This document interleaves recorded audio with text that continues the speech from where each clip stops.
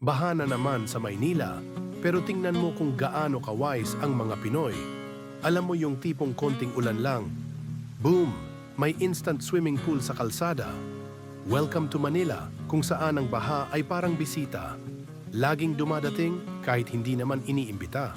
Habang ang iba'y na-stress, ang ibang Pinoy, abay nagnegosyo na ng sakayan.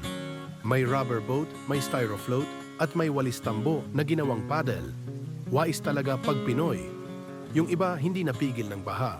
Sayang ang pasok, kaya lumusong suot ang plastic bag sa paa at backpack na binalot sa garbage bag. Tara trabaho, laban buhay. Pero sa likod ng ngiting yan, nasan na nga ba ang solusyon?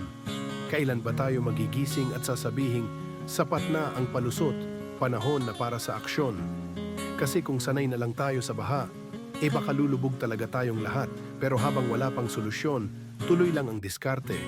Dahil kahit binabaha ang paligid, hindi kayang lunurin ang utak ng Pinoy.